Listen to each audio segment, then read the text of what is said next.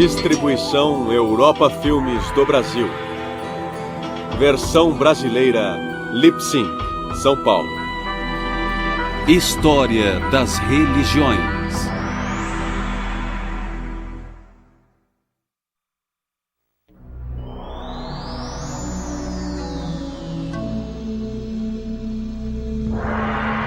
Clássicos e mitos do Mediterrâneo.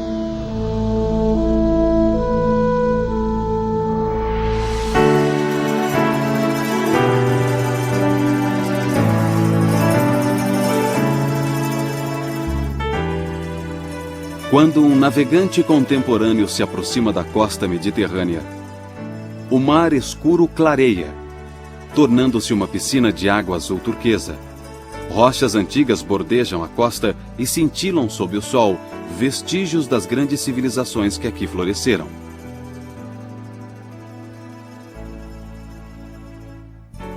O mar Mediterrâneo sustenta civilizações há milhares de anos. É o maior mar do mundo. Acreditava-se que grandes deuses e deusas comandavam estas águas e as terras a seu redor. Teriam regido também os céus e as misteriosas cavernas subterrâneas, onde os mortos habitariam eternamente. Hesíodo, contemporâneo de Homero, escrevendo por volta de 700 a.C., falava sobre um deus chamado Oceanus, que teria sido o pai das águas doces. São muitas as filhas de Oceanus e sua esposa Tétis. 3.000 ninfas, presas pelos tornozelos, vagueiam sobre a face da terra. Entre os filhos de Oceanus estavam os rios Nilo, Tigre e Eufrates.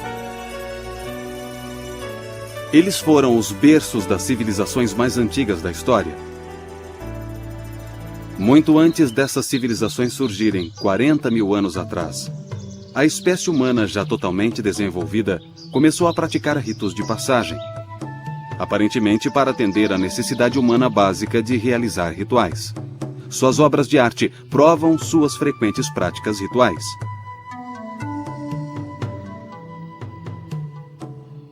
Estas imagens refletiam a crença num mundo cheio de espíritos, ou animai, com os quais podiam se comunicar.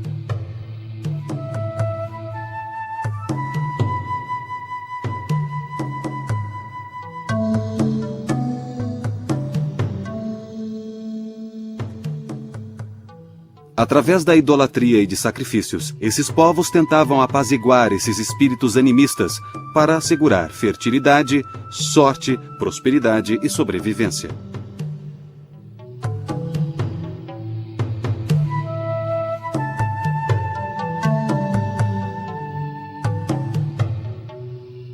Esses primeiros humanos migraram pelo mundo a pé ou em jangadas, andando ou navegando por passagens de água rasa criadas pelas variações do nível do mar.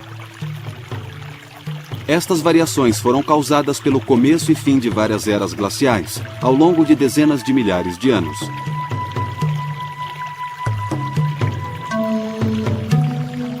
Quando as primeiras civilizações agrícolas surgiram, a espiritualidade humana sofreu uma evolução paralela. Os selvagens espíritos animais das eras da caça e da coleta tornaram-se espíritos domesticados da fazenda. Agricultores neolíticos adoravam o maior e mais forte animal da terra, o bisão. O bisão tornou-se a principal divindade masculina. Os neolíticos também adoravam uma deusa da fertilidade.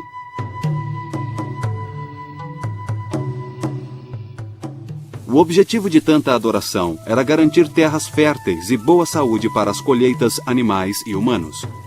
Acima de tudo, o agricultor neolítico queria manter uma harmonia natural entre os animais, as plantações e o sol e a chuva, tão vitais para a fertilidade e o crescimento. Este anseio por harmonia cósmica foi a força motriz por trás da espiritualidade primitiva. Assim como a colheita produzia alimentos para o presente e sementes para o futuro, a morte para os humanos seria a colheita e o renascimento do espírito. A harmonia da natureza era abrangente, e o sol, a lua e o céu supostamente representavam os bisões e vacas de suas fazendas.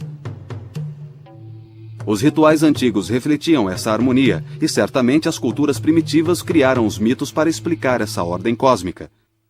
No delta, entre o Tigre e o Eufrates, surgiu a primeira civilização da Idade do Bronze, por volta de 3000 a.C. Estas eram as cidades-estados da Suméria. Esta civilização mesopotâmica marcou o início da história registrada. Um dos primeiros historiadores do mundo foi um autor desconhecido, que por volta de 2000 a.C. escreveu um poema, descrevendo o nascimento de sua terra natal, a Suméria. Quando nem o céu tinha nome, quando nem a terra tinha nome, e só existia Apsu, a primeira água doce, o pai, e Tiamat, a água salgada, a mãe, suas águas calmamente uniram-se. Este mito sobreviveu e difundiu-se porque milhares de anos antes, por volta de 3000 a.C., os sumérios tinham inventado um sistema de escrita chamado cuneiforme. Esse sistema foi usado pela primeira vez para registrar inventários, mas depois os sumérios o usaram para registrar sua dedicação aos seus deuses e mitos. Isto é o mais incrível sobre os sumérios. A sua maior contribuição foi provavelmente a língua.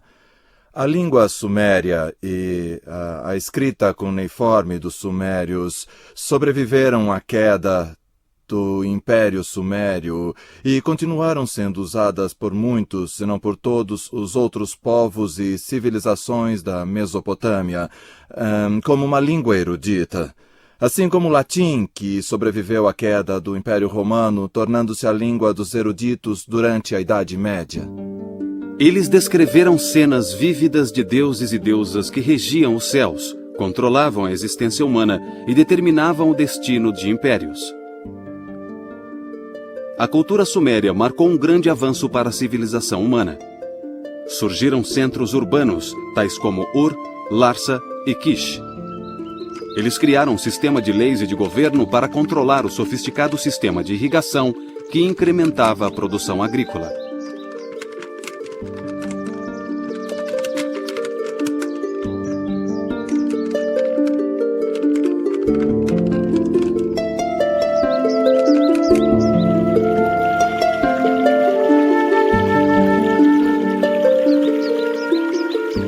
As cidades tornaram-se o centro econômico, político e religioso da cultura suméria. É quase certo que no início do período neolítico, os chefes locais faziam o papel de líderes políticos e espirituais.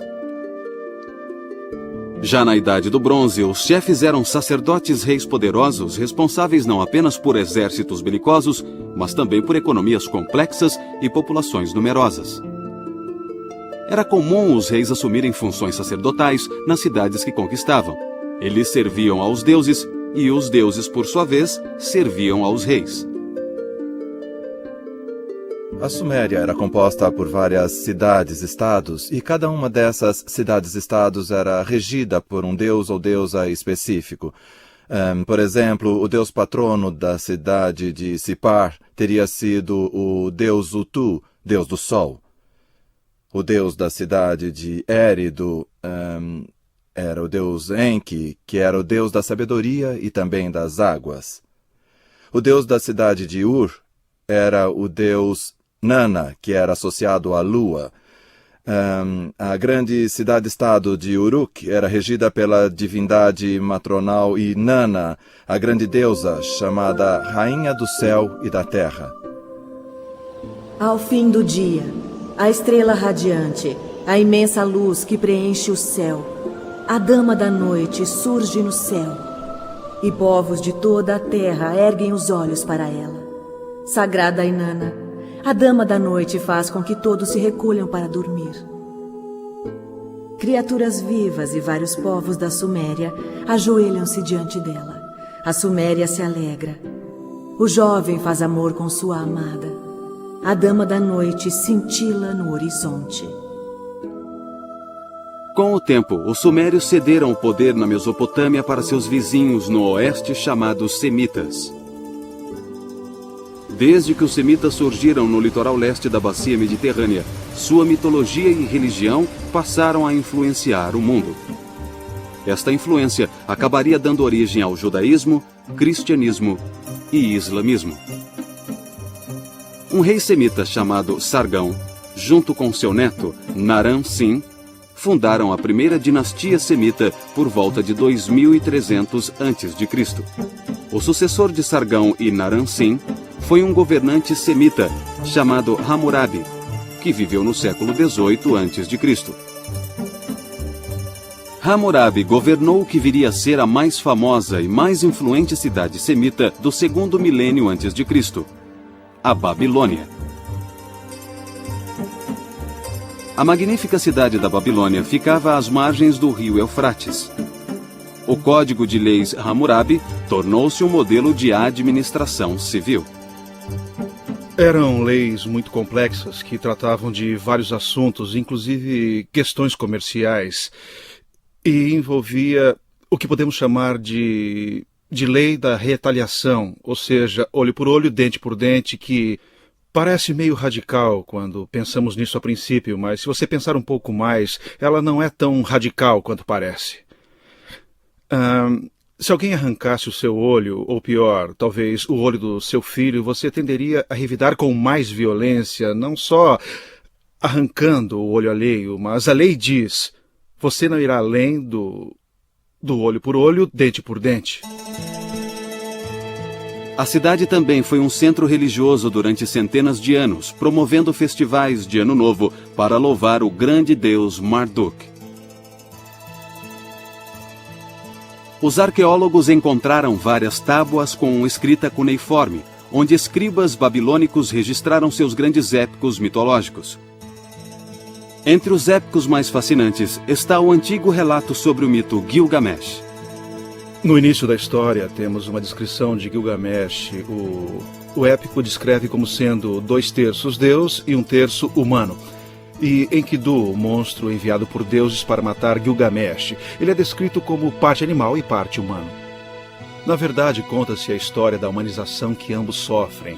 A parte que mais emociona é quando Enkidu se aproxima da cidade de Uruk e Gilgamesh sai para enfrentá-lo fora das muralhas da cidade. Os dois se envolvem numa batalha terrivelmente violenta. Eles lutam até a exaustão e reconhecem que um é tão forte quanto o outro. E de repente Gilgamesh se apoia nos ombros de Enkidu, olha dentro dos olhos dele e se vê neles. Exatamente como Enkidu olha nos olhos de Gilgamesh e também se vê em Gilgamesh. E os dois tornam-se amigos. O templo deles era uma torre ou zigurat, adornada com madeira de cipreste, pedras incrustadas e afrescos em gesso. Os arqueólogos acreditam que esta construção devia ter uns 15 andares. Uma altura extraordinária para os antigos do Oriente Próximo. As escrituras hebraicas viriam a se referir a esta zigurat como Torre de Babel. E esta zigurat, a Torre de Babel, deve ter sido erguida no século VI a.C., então este estilo arquitetônico perdurou por muito tempo. Elas lembram vagamente as pirâmides do Antigo Egito, mas tinham um propósito totalmente diferente. As pirâmides do Antigo Egito eram monumentos mortuários para os reis egípcios, enquanto que as zigurates eram lugares altos, literalmente altos, para que as pessoas pudessem se aproximar dos deuses e assim se comunicar com eles. Restam poucas preciosidades da fundação de tijolos da Babilônia. 4.000 anos de inundações e erosão apagaram quase todos os vestígios da cidade.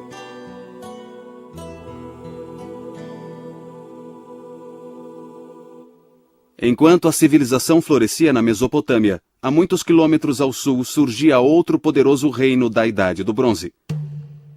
O rei Menés tinha unido o Baixo e o Alto Egito em 3100 a.C., criando o incipiente império das duas terras.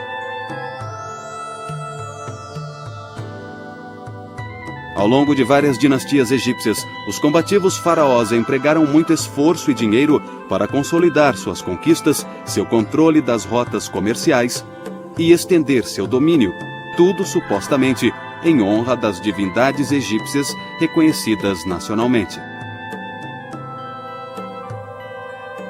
Cada cidade era seu próprio centro religioso, e cada uma difundia seu próprio mito da criação. Em Tebas, por exemplo, acreditava-se que o mundo descendia de Amon, de quem se dizia ser grande demais para ser examinado e poderoso demais para ser entendido. Em Heliópolis, acreditava-se que o universo descendia de Nut, as águas primitivas do vazio e do caos. Nut ficava além do Sol e do mundo inferior, cercando o cosmo. O mundo como o conhecemos teria começado quando Atum, senhor de Heliópolis, ergueu-se no topo de uma pirâmide na forma de um sol. Estas divindades multiplicaram-se em número e função, mas continuaram existindo por mais de 3.000 anos. Muitos deuses egípcios mantinham traços do animismo neolítico.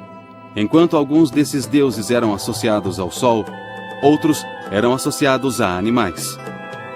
Eram geralmente caracterizados como animais ou híbridos humanos com cabeças de animais. Sekhmet, deusa da guerra, tinha cabeça de leão. A esfinge, um espírito híbrido encontrado na Mesopotâmia, no Egito e na Grécia, tinha corpo de leão alado e cabeça humana, geralmente feminina. O que restou dos hinos egípcios aos deuses reflete um belo senso de devoção. Por exemplo, este hino de Tebas é dedicado a Hathor, deusa do sol e senhora do amor.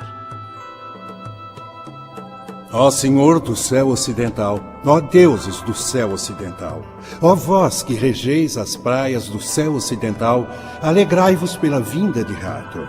Amamos ver sua beleza brilhar. Eu digo ao seu lado que me alegro ao vê-la. Minhas mãos se alegram. Venha a mim, meu corpo diz. Meus lábios entoam hinos sagrados para Hathor. Música 1 milhão de vezes, porque amamos música. Milhões de vezes música para seu espírito gêmeo, seu Ka, onde quer que estejas. Durante vários milênios, os egípcios mantiveram-se concentrados no pós-vida. O pós-vida oferecia a todos o ideal da imortalidade espiritual. Servia para dar estabilidade às suas vidas, sua cultura e seu reino. Fico muito surpreso em ver a coerência que os egípcios tinham. Veja, por exemplo, o estilo de arte deles.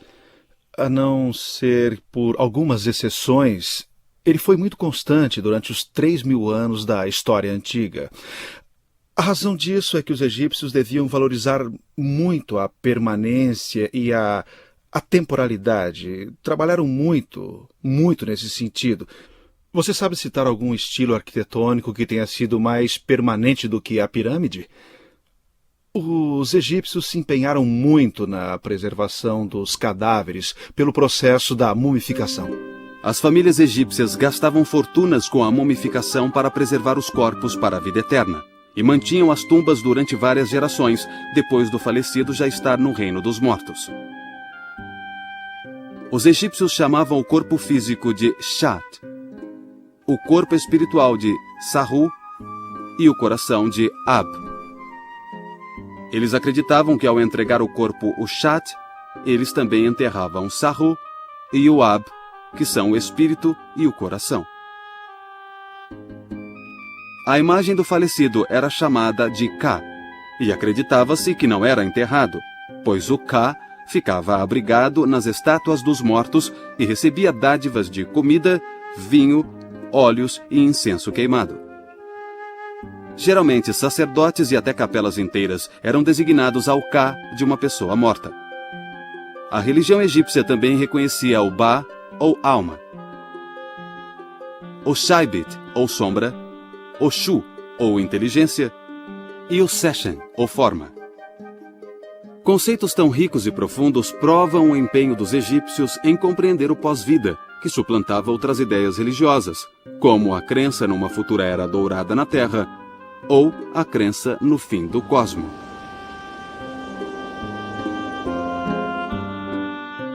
O século III a.C. foi desastroso para os egípcios, agora continuamente atacados por vários povos do mar do Mediterrâneo. E o Império Egípcio entrou em eclipse durante centenas de anos. Por volta de 1600 a.C., uma segunda leva de tribos semitas começou a florescer mais a oeste ao longo da costa mediterrânea. Esta é a área que mais tarde viria a ser chamada de Levante, Síria-Palestina ou Canaã.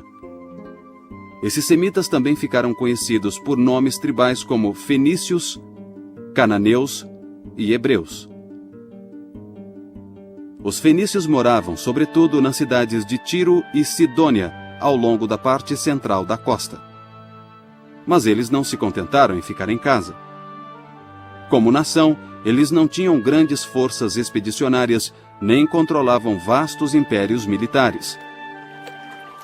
Eles conquistaram o Mediterrâneo com navios mercantes e colonos.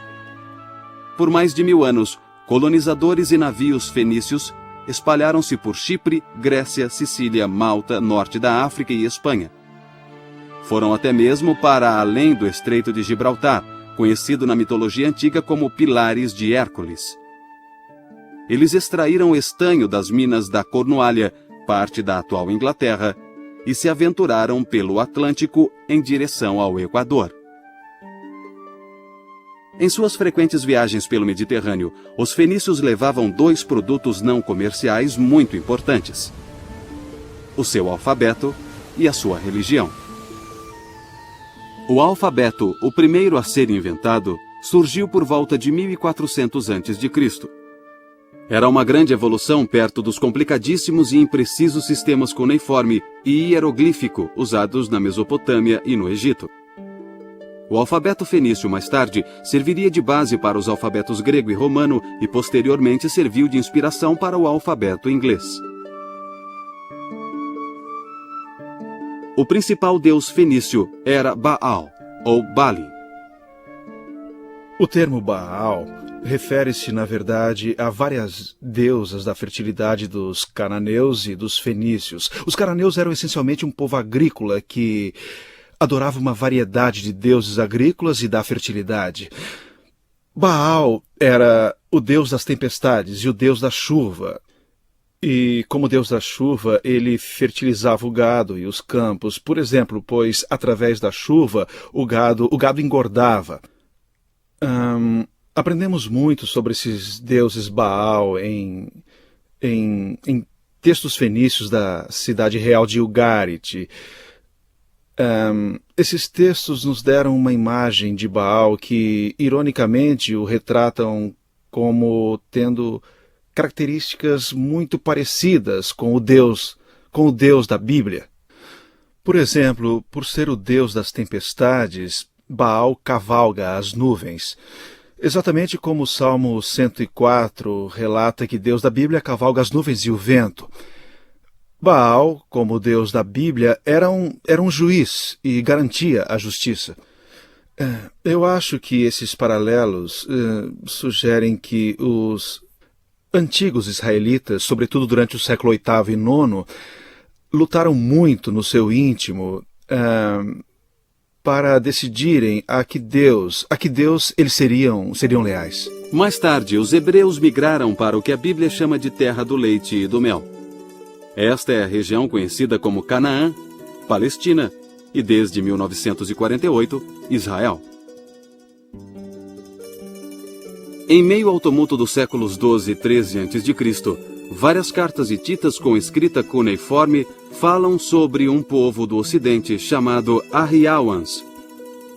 Os egípcios os chamaram de Aquish, e Homero chamou-os de aqueus.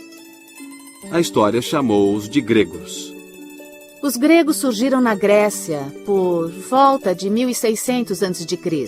São diferenciados de seus antecessores na Grécia, porque eles falavam grego e seus antecessores não, e adoravam deuses e deusas gregos, aqueles que conhecemos como Zeus, Hércules, Atena e outros. Eles se estabeleceram na Grécia por volta de 1600 a.C. e durante os 2 séculos seguintes tornaram-se muito poderosos e muito ricos. Grande parte desse poder e riqueza veio de sua habilidade militar, de saberem lutar contra invasores e guerrear como mercenários em outras terras, mas também enriqueceram com o comércio. Nesse ponto, eles se parecem muito com os fenícios, pois comercializavam no leste do Mediterrâneo e também no oeste. Sabemos que esses gregos da Idade do Bronze avançaram a oeste até a Itália, pois algumas de suas cerâmicas foram encontradas lá, assim como foram encontradas no leste. Os arqueólogos descobriram que os gregos da Idade do Bronze, também chamados de gregos micênicos, comercializaram e lutaram por toda a bacia mediterrânea. Eles se desenvolveram entre 1600 e 1200 a.C. e trouxeram seus tesouros e saques de volta às cidadelas de Micenas, Tirins, Tebas, Orcômenos e Pilos. Os gregos micênicos às vezes se ofereciam como mercenários no estrangeiro. Numa dessas aventuras, eles viram as grandes tumbas do Egito. Viram os rituais místicos egípcios na preparação dos mortos para o pós-vida. Impressionados com esses rituais, os gregos micênicos os adaptaram às suas próprias crenças. No fim do século XIII a.C., as cidadelas micênicas, a capital hitita na Anatólia e a cidade mesopotâmica de Ugarit, estavam em ruínas. Piratas vagavam pelo Mediterrâneo e as grandes civilizações da Idade do Bronze ruíram sob seu próprio peso militar.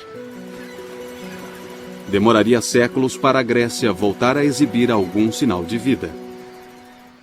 Uma questão muito debatida por estudiosos é por que houve a Idade das Trevas. Por que esses grandes centros políticos, administrativos e militares existentes em volta da Grécia ruíram?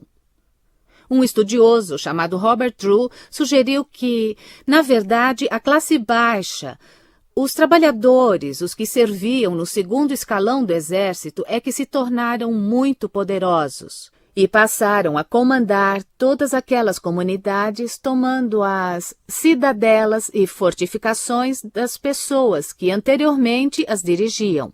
Como resultado desse levante, que Drew acredita ter abrangido toda a parte oriental do Mediterrâneo, nós vemos a queda quase literal no caso de algumas comunidades, mas figurativa no caso de outras, dessa cultura do fim da Idade do Bronze.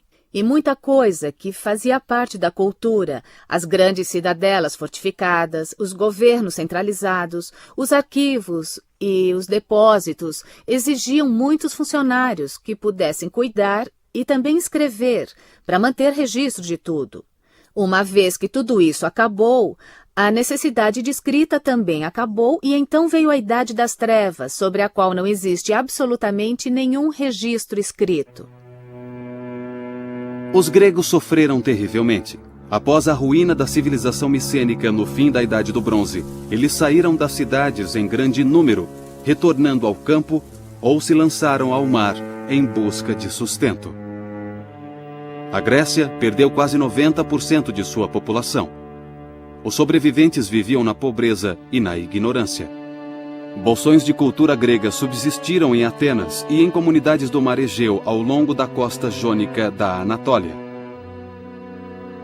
Aqui os gregos preservaram a memória da gloriosa Idade do Bronze, formulando os épicos da Ilíada e da Odisseia. Por volta de 800 a.C., a população grega começou a crescer de novo. Os marinheiros passaram a comercializar com os fenícios, aprenderam seu alfabeto e voltaram para casa para difundir seu novo conhecimento. A cultura grega começou a florescer, produzindo uma era conhecida como Idade Geométrica. Isso aconteceu entre os séculos IX e VIII a.C., um tempo caracterizado por esculturas e pinturas em vaso decorados com linhas e curvas geométricas que representavam tanto formas humanas quanto abstratas. Os gregos começaram a usar o alfabeto fenício para registrar seus poemas dedicados aos deuses.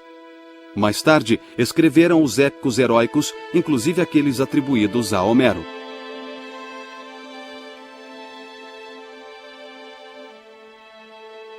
Embora cidades-estados gregas fossem muito competitivas e belicosas, elas começaram a se reunir a cada 4 anos em santuários pan-helênicos recém-instituídos, que na verdade eram locais para reuniões nacionais. Aqui os gregos honravam seus deuses competindo entre si em disputas atléticas e poéticas. Eles também entoavam hinos de louvor aos deuses. Cante para mim, ó musa, sobre os trabalhos de Afrodite, que desperta desejos nos deuses e subjuga raças de homens, assim como os pássaros do céu e todos os inúmeros animais que se alimentam da terra e do mar. Tanto Hesíodo quanto Homero usaram seu aguçado intelecto grego para modificar e realçar antigos épicos que eram transmitidos oralmente desde a Idade do Bronze. A Ilíada e a Odisseia não podem de forma alguma ser subestimadas quanto à influência que exerceram sobre a cultura grega. Foi das páginas de Homero, tanto da Ilíada quanto da Odisseia, que poetas posteriores extraíram personagens e situações para suas poesias e peças dramáticas. Foi de Homero também que pintores de vasos e escultores tiraram cenas e personagens para suas criações. Por exemplo, vários vasos pintados em Atenas no século VI e V a.C. tiraram de Homero as características dos grandes heróis Odisseu e Teseu, e Hércules e Aquiles, muitos dos heróis celebrados e cantados nos poemas de Homero. Enquanto Homero cantava feitos da guerra de Troia, Hesíodo cantava sobre a criação do mundo. Homero e Hesíodo preservaram assim as tradições religiosas da Idade do Bronze, reafirmando-as em termos que refletiam os avanços intelectuais de sua própria era. As divindades de origem grega incluíam Hera, deusa da fertilidade, do casamento e do parto, idolatrada na planície agrícola de Argos. Havia Deméter, a deusa da agricultura, que regia os ciclos anuais de colheita da vida e da morte. E Ártemis, deusa semelhante à mãe natureza, era idolatrada em Dilos e Éfeso, na Anatólia. Entre as divindades gregas de origem estrangeira estão Apolo, do norte, Afrodite, baseada em Ishtar, no leste, e o deus da tempestade, Zeus, derivado da cultura indo-europeia em geral. Cerca de um século depois de Homero, os atenienses, por volta de 600 a.C., reuniram estas e outras divindades num panteão canonizado de 12 deuses olímpicos. À medida que a cultura grega florescia, seus deuses se assemelhavam mais a criações de arte que a inspirações para a idolatria. Os gregos aprenderam a construir imensos templos de pedra com os egípcios. Mas esses templos não eram locais de reunião. Eram construções luxuosas para abrigar estátuas dos deuses. Os gregos decoravam os templos com colunas cuidadosamente esculpidas, esculturas tanto nas fachadas quanto nos fundos e uma belíssima estátua no centro. Guiados pela arquitetura egípcia e um dom artístico inato, os gregos buscavam a pureza das linhas e forma. Eles encontraram o material perfeito para a construção de sua arte na própria casa, o mármore. Levou 1 ou 2 séculos para os gregos aperfeiçoarem a técnica com mármore. Então, os atenienses empregaram muita energia, dinheiro e habilidade artística para construir o que talvez seja o templo mais magnífico de todos os tempos, o Pártenon. No exterior dos 4 lados do Pártenon, esculturas em relevo glorificam Atenas e seus deuses. Por dentro, o Pártenon ficava envolvido na escuridão. Paredes de mármore maciço escondiam a colunata exterior, reduzindo muito o espaço interior. Aqui havia uma imensa estátua coberta de ouro e marfim, uma imagem que se elevava sobre os visitantes. Esta era Palas Atena, a deusa da sabedoria, cujo nome significava Atena, a Virgem. Palas Atena, cantarei a gloriosa deusa em cujos olhos a inventividade cintila. Seu coração infatigável Poderosa dama, guardiã das cidades, nesta e em outra canção, eu me lembrarei de você. O Pártenon era dedicado aos deuses, mas glorificava o homem através do talento artístico humano. Homero retratara os deuses como seres próximos e acessíveis que andavam e falavam nos campos de batalha de Troia. Para cada ação humana importante, havia uma ação divina paralela. Mas esses deuses já não satisfaziam as necessidades da vida democrática dos atenienses. Os gregos começaram a procurar respostas não mais nos deuses, mas sim na filosofia.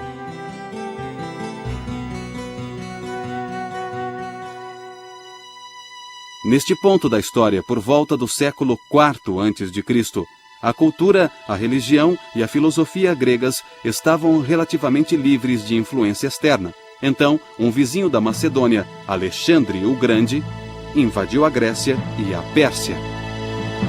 O pai de Alexandre, Filipe, tinha decidido criar seu filho para ser rei. Então ele providenciou os melhores tutores que estavam disponíveis, inclusive o famoso Aristóteles. Então a educação de Alexandre foi abrangente e incluiu não só filosofia, poesia e música, mas também política e táticas militares. Ele foi um carismático general de 18 anos de idade, e seu sucesso ameaçou seriamente o tradicional conceito grego de teologia. Os egípcios reconheceram Alexandre como seu novo faraó. Os persas o saudaram como o novo rei dos reis. Para esses povos subservientes do Oriente, Alexandre era Deus na terra e ele permitia que o idolatrassem. Mas em um episódio famoso de sua curta, porém brilhante carreira, Alexandre notificou aos atenienses que eles também deviam adorá-lo como um deus. Eles se recusaram. É errado ignorar as diferenças entre homens e deuses. Não devemos fazer um homem parecer maior do que é, prestando-lhe honrarias excessivas ou, ao mesmo tempo, degradando impiedosamente os deuses, nivelando-os aos homens. Ainda assim, a ambição divina de Alexandre foi a primeira de várias intromissões teológicas orientais que o mundo greco-romano sofreu. Alexandre morreu na Babilônia prematuramente aos 33 anos. A esta altura, as civilizações gregas do leste do Mediterrâneo já estavam bastante cosmopolitas. Mais de uma dúzia de cidades chamadas Alexandria salpicavam o Mediterrâneo no Oriente Próximo. Cada uma tinha seu próprio símbolo da cultura grega, normalmente um teatro ou um estádio. A mais importante dessas cidades ficava no Egito. Aqui, as vitórias de Alexandre deram origem a um novo tipo de templo dedicado às artes e às ciências. Eles o chamavam de Museion, ou museu, porque era dedicado às 9 musas, as deusas das artes. Esse templo das musas abrigava uma biblioteca, uma das primeiras bibliotecas em grande escala que nós conhecemos da antiguidade. Nessa biblioteca trabalhavam muitos eruditos, iguais aos universitários e estudiosos de hoje. Eles copiavam, estudavam e comentavam obras literárias antigas, inclusive os poemas de Homero e poemas escritos no século V, no auge do período clássico ateniense. Esses eruditos estudavam essas obras na biblioteca de Alexandria. Eles as catalogavam, as organizavam e escreviam nas margens dos livros. E essa biblioteca passou a ser um grande centro erudito. Porém, uma nova subcultura se enraizava na península, hoje chamada de Itália. Desses povos, o mais bem-sucedido foi o romano, que compartilhou muito de sua cultura com seus primos indo-europeus. Eles adoravam um poderoso deus da tempestade. Na língua indo-europeia original, o nome do deus da tempestade era Diaos. Em grego, pronunciava-se Zeus. E em latim, Io. Ao nome Io, os romanos adicionaram sua palavra para pai, pater. chegando assim ao nome do seu deus da tempestade, Júpiter, ou como o chamamos hoje, Júpiter. Nos primeiros anos, um período que durou de 500 a 50 a.C., a República Romana defendeu e expandiu seus territórios. As semelhanças culturais entre os gregos e os romanos aumentaram quando os romanos conquistaram a Grécia em 146 a.C. Eles drenaram a Grécia de toda a sua arte, poesia e pensadores, adaptando-os o máximo possível à língua latina e a seu estilo itálico. Muitas vezes, eles tomaram emprestados deuses e deusas até na aparência. No caso de Apolo, por exemplo, pegaram o nome também. Em outros casos, eles misturaram esses deuses e deusas com divindades itálicas locais. Os romanos acharam equivalentes locais para os 12 deuses gregos olímpicos. Por exemplo, o deus romano Netuno era equivalente a Poseidon, deus do mar. Mercúrio era associado a Hermes, o deus grego que levava almas mortas para Hades. Vênus era equivalente à grega Afrodite, deusa do amor. Finalmente o amor chegou. Eu orei para a musa e ela me atendeu. Vênus o colocou nos meus braços, fazendo por mim o que tinha prometido. Que minha alegria seja cantada. Aqueles que não têm nenhuma, contem-na em uma história. Nós nos encontramos e somos ambos dignos. O Império Romano era uma mistura de religiões. Seu imenso tamanho explicava a variedade de influências. Mas você, romano, deve se lembrar. Precisa guiar as nações por meio da sua autoridade, pois esta é a sua habilidade. Deve enxertar tradição à paz, mostrar piedade aos conquistados e lutar até que os duros tombem.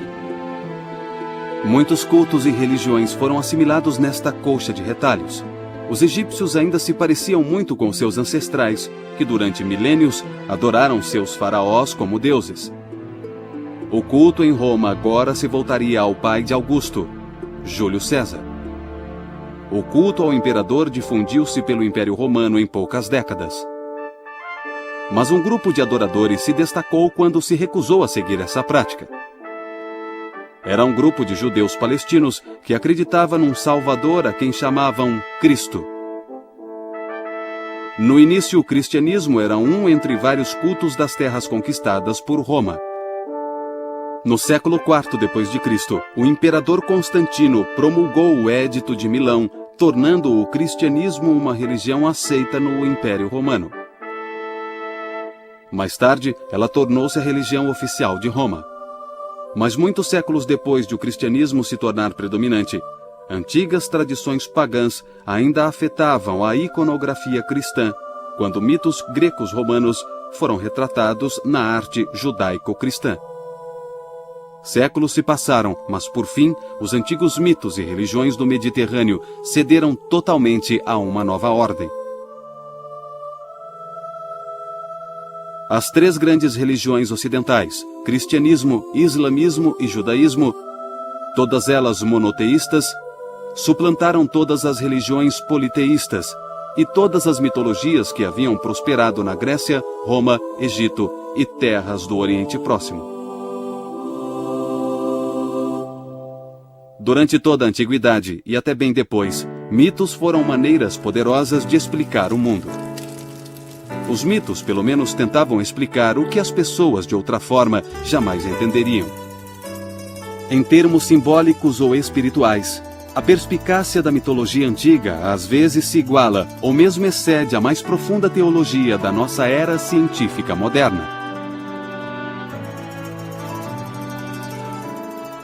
Hoje poucos adoram as divindades mitológicas das antigas civilizações do Mediterrâneo, mas as crenças e princípios constituídos nos primórdios da história ocidental continuam a nos moldar de forma poderosa, ainda que invisível.